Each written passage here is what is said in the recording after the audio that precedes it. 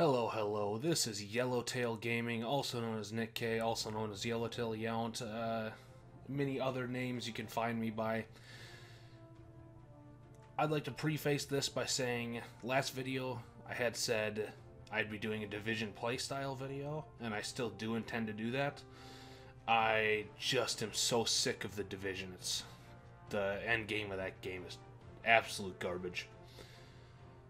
I will probably put it out towards the April update, maybe a little bit earlier than the Division's April update. But for now, you're here for microtransactions in Destiny. Oh, scary. If you don't know what a microtransaction is, it's argued anything less than $10, I'd say, is pretty general. Anything you purchase for less than $10 to help in a game is a microtransaction. Microtransactions are also very synonymous with pay to win. Pay to win is using real money to gain a definitive advantage inside of a game. Microtransactions in Destiny take form of Eververse.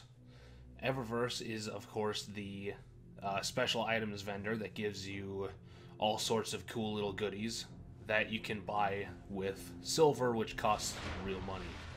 Control. And now there's an argument about whether it's finally actually pay to win.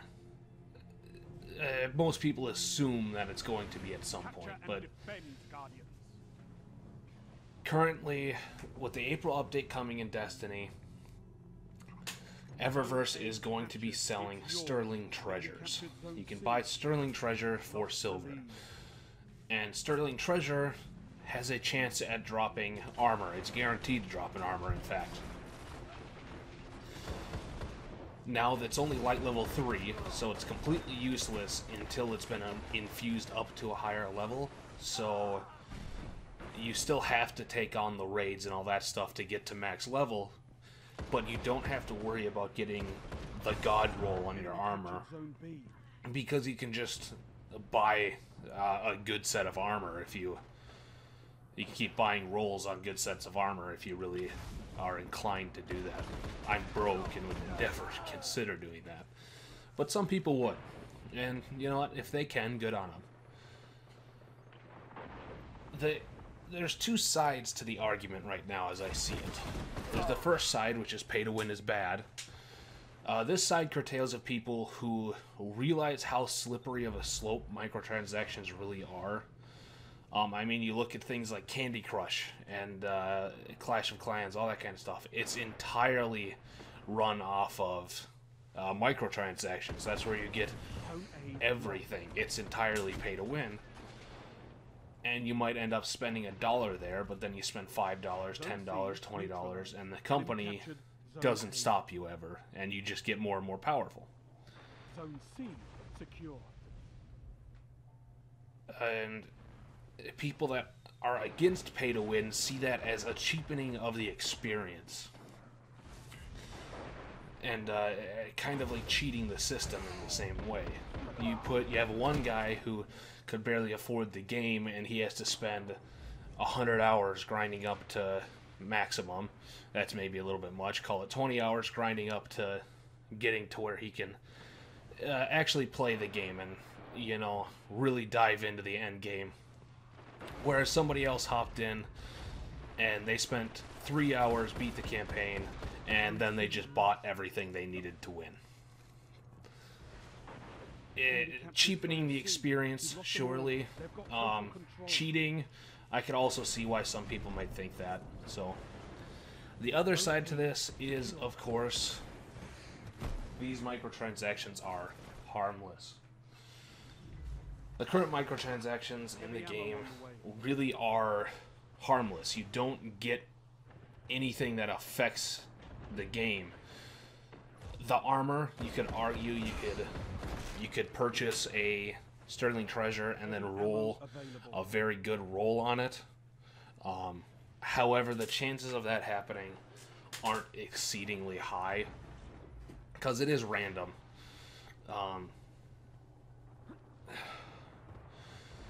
And they're giving us microtransactions right now. You know, somebody that wants to pay $40 to get all the cool emotes, that saves somebody else from paying $20 for DLC. And that's the way they're looking at it. Granted, there haven't been any DLC in Destiny, so there's not a lot there. You'll have to excuse my performance of the last word here, too. I am absolutely garbage with it. But, so, are microtransactions in Destiny really all that bad? Right now, no, they're not. Not as far as I see it, though. You don't get anything that is actually affects gameplay or anything. You get shaders and emotes, and you can get armor now, but that armor is stuff you could easily collect otherwise.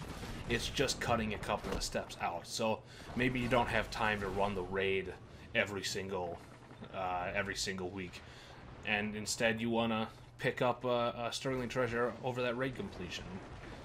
That's completely fine. You're not getting anything end game worthy out of it. You're not getting anything even competitive out of it.